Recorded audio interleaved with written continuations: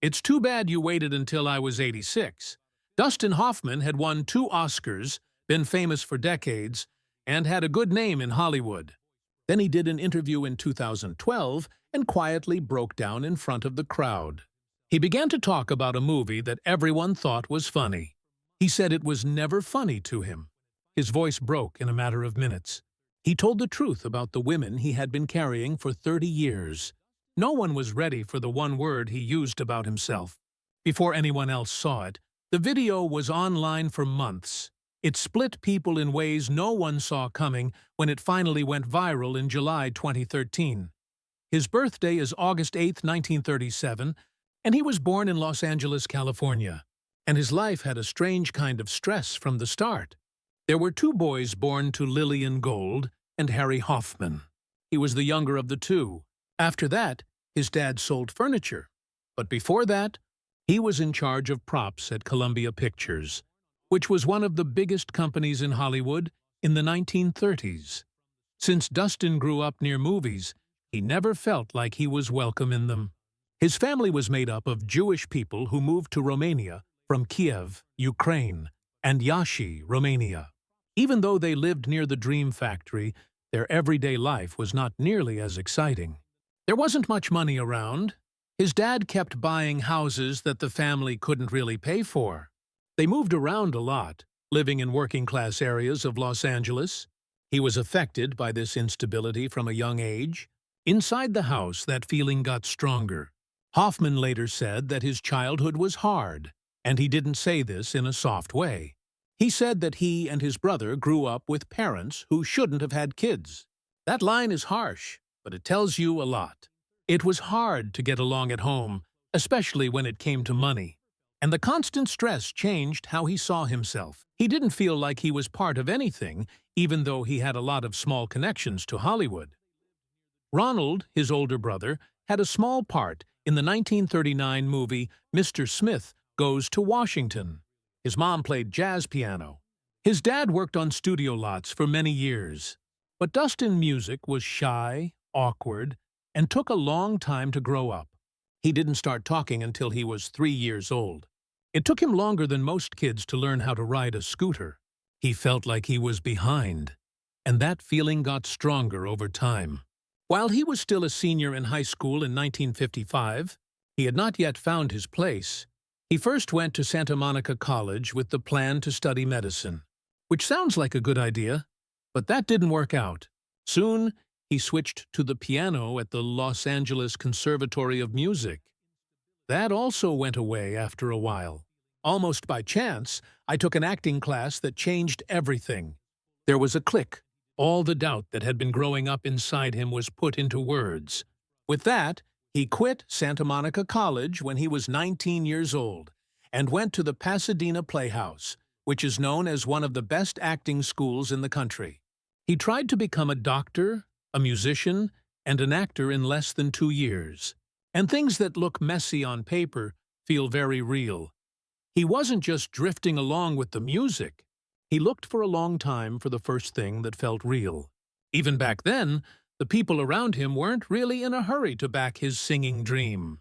His Aunt Pearl told him something that he would never forget when he told her he wanted to be an actor. When she saw him, she told him straight out that he wasn't pretty enough. Hollywood in the 1950s. It hurt a lot because it seemed like the truth. He didn't have the polished look that studios were looking for. In the end, people who were casting him would make fun of his nose and other traits that made him stand out. He felt that pain for many years. Years later, in 1982, while he was getting ready for Toots's show, he had a deep realization about how much of his life had been shaped by worrying about how he looked. So the mean thing someone said about his family didn't just hurt him for a moment. It became a part of who he was, and music became something that drove him. In 1958, when he left California for New York, he didn't just appear there like fate had planned. He was almost broke when he got there. He only had about $50 on him at one point. He kept going and did any work he could find. His job was to show off toys at Macy's in Manhattan. He worked as a waiter. Music. He worked as a nurse in a mental hospital. It was the only way for him to get clothes because he didn't have any other money. And the money he did save was often spent on music lessons, acting classes, and school fees. It went on for years. He worked hard every day for almost 8 years at small jobs and in small rooms before he got a big break as an actor. That's important because fame can make a job seem short in the beginning. It wasn't sudden at all. It went slowly, wet, and was hard in all the usual ways. When you look at who he lived with during those early years in New York, they become even more interesting. Before they were famous, Hoffman hung out with Gene Hackman and Robert Duvall. They were all young actors living in the same city at the same time. He once let Hoffman sleep on the floor in his kitchen. Hackman was getting a cold water flat in the East 20s for just $22 a month. After that, Hackman helped Hoffman meet Duvall and find an apartment for them at 237 West 109th Street, which is a 6-floor walk up from Broadway to Amsterdam. It cost $80 a month for the whole place, not just one person. Hoffman had about $10 worth of stock. It's almost impossible to picture right now. There are 3 future Oscar winners living in a cheap apartment. They are all having a hard time getting food. All of them are unknown. Their only goal was to make it through one more week in a city that didn't care about them yet. He also trained at an acting studio in New York during this time, where he worked with Lee Strasberg. He was changed by that training. Strasberg's method forced actors to use real-life emotional pain, memory as a way to get to the truth in performance. Hoffman didn't see this as just another class. It became the way they did everything. He put all of his heart and soul into the song. Those vows were sometimes so strong that they scared the people present. Years later, in 1976, he worked hard to look and feel physically ruined for his part in Marathon Man. In the well-known story, he was awake for 3 days. After a while, Hoffman said that the truth was messier and that some of his tiredness came from late-night parties during a painful breakup. The picture and Laurence Olivier's famous answer when Hoffman told him what he had done stuck, though. Olivier told him to act because it would be easy. Because it showed how far Hoffman was ready to go, the line became famous because it showed how 2 schools of performance clashed. Still, for a long time, even that level of hard work didn't pay off much. After that, something finally changed in 1966. Because Our Son's Love was so great, he won the Obie Award for Best Performer. The Obies were important because they recognized important work done off-Broadway, the kind of acting that could earn a lot of respect even if it didn't get them famous. Hoffman's award broke down a wall that had been there for years. It made him seem trustworthy. It let people in the business know that this failed stage performer had something real. Still, that didn't solve everything right away.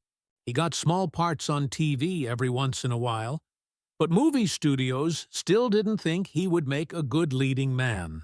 That was the case until 1967, when one director saw him and didn't see a problem, but a chance. Mike Nichols was that director, and what he did changed Hoffman's life forever. The Graduate, which came out in 1967, starred Hoffman, who was 29 years old at the time. Even though the role was a 21-year-old music college graduate, Hoffman did not fit the usual type of star. Robert Redford and Warren Beatty were also considered, but they had already been cast. He had an odd look on his face. He wasn't the smooth, sure-of-himself beauty that Hollywood music wanted. Nichols, on the other hand, thought he was more real. He saw a real person. That sudden urge to make music turned out to be significant. When The Graduate came out in December 1967, it became a huge hit, way beyond anyone's hopes. The movie was a big hit at the time, making almost $15 million at the box office. Studios had to deal with a new idea all of a sudden. People would come to hear the truth, feel uncomfortable, be unsure, and be open. They didn't just want well-done fiction. Hoffman felt the full force of his victory. He was nominated for his first Academy Award for Best Actor for this role. Great results for someone who hasn't worked in movies before. His sudden fame put him on the cover of Time magazine and made everyone treat him like a big star. However, Hoffman did not personally see that rise as a clear moment of victory. He said it was a strange,